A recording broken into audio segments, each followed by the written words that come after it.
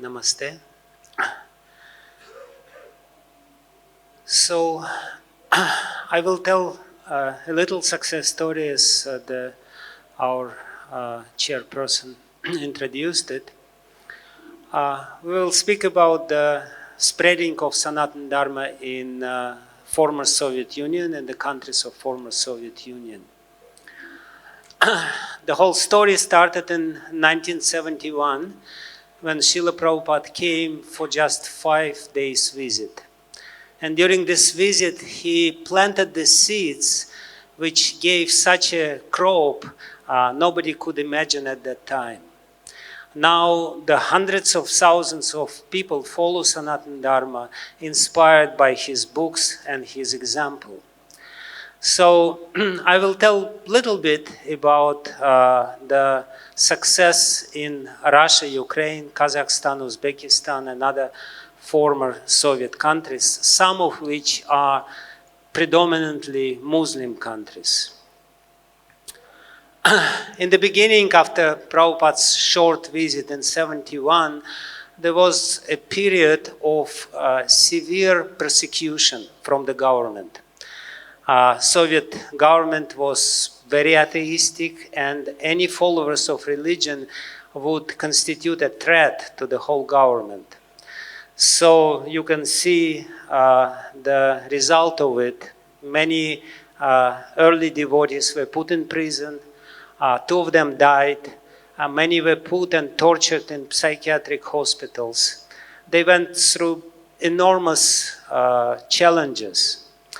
Nothing was allowed. Everything was strictly underground. Nevertheless, the movement was spreading. Gradually. And when the perestroika came, when Gorbachev came in power in 1988, ISKCON was the first religious organization officially registered in Russia after many years, after Second World War, basically. So we went to India for the first time, and the public Harinams were allowed.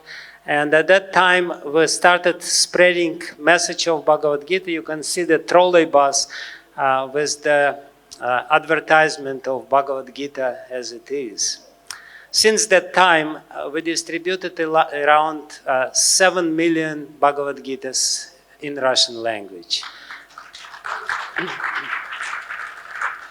So, but this initial period of enthusiasm followed by a very difficult period when the traditionally minded people started persecuting the new Hare Krishna movement, which was branded as a cult and which was considered as a new religious movement. We were trying to show our roots, but of course without any success, because the people had their set up ideas.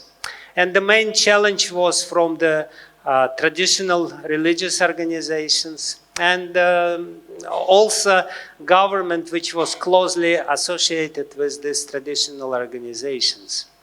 So we had numerous challenges. Perhaps you have heard that in 2012 there was a court case against Bhagavad Gita. And Russian government wanted to ban Bhagavad Gita as a terrorist book in Russia. We successfully fought this court case, but of course the help from Bharat was very important. I represent the global ISKCON, which is actually all over the world, and I always felt that this connection with Bharat and our friends and devotees in Bharat is very important. So we went through this difficult period only because of this political help. We met at that time with Atal Bihari Vajpayee, and even Narendra Modi ji came to our temple in Moscow. So then, initially the land was given for the temple in Moscow, was taken away, given again, taken away. The community was demolished in Almaty. Kazakhstan, and in Turkmenistan, ISKCON was banned temporarily. So there was a lot of challenges during this period, but ultimately we survived. And that's the glory of Sanatana Dharma. As yesterday was said, that ultimately we are for victory of Dharma. And here is the success. This is one of the temples in Russia, in Vladivostok, in Far East, near Japan.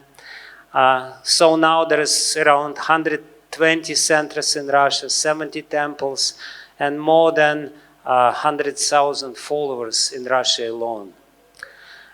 In Ukraine, there are 60 centers, 20 temples, 40,000 followers. In Central Asia and Caucasus, which is predominantly Muslim population, there is again 31 centers and 3 temples, and thousands of followers as well. So again, without going into details, what I want to stress here is that the appeal of Sanatana Dharma is universal.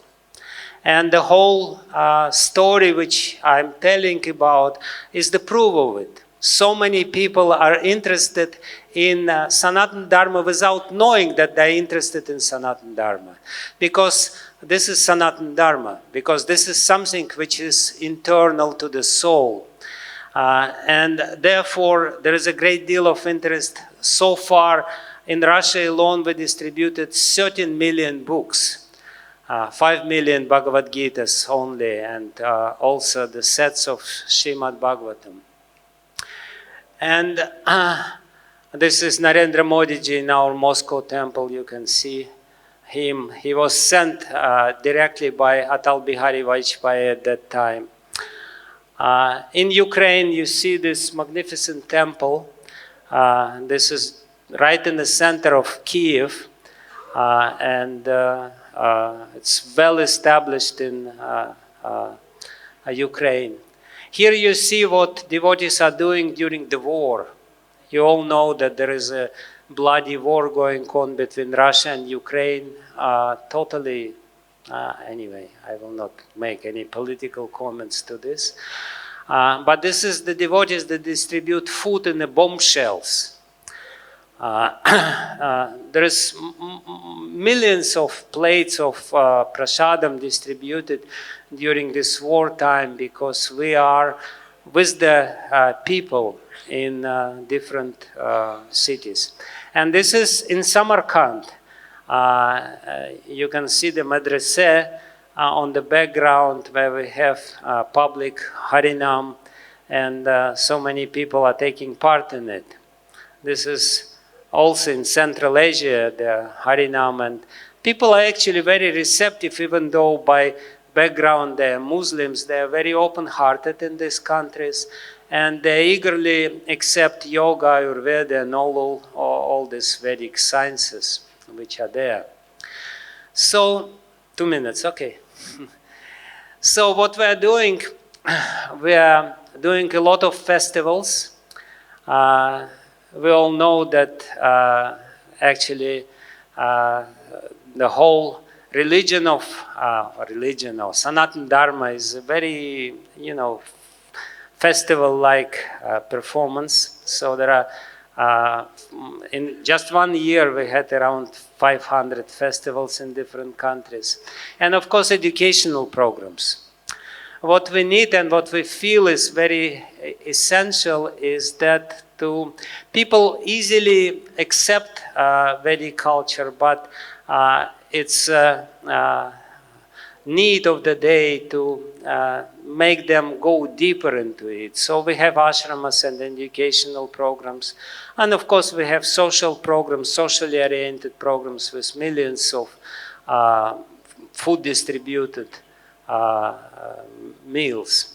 And this is the amount of Bhagavad Gitas distributed to the date, 7,267,000 something Bhagavad Gitas. We count every Bhagavad Gita which is being distributed.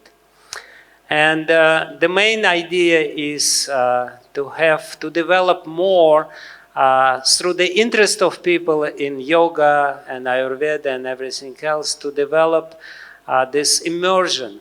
And therefore, we are also trying to make a center in Bharat where we would invite the followers of Sanatana Dharma for deeper educational programs. And of course, as usually, we need the support, political support from Bharat, because without this political support, it would be very difficult to survive in this hostile, politically hostile environment. So my appeal to all of you is to try to provide this support. And of course, the success story was the Bhagavad Gita case. We would not be able to win the case if it was not supported from Bharat so unanimously. So that's a little story. Thank you.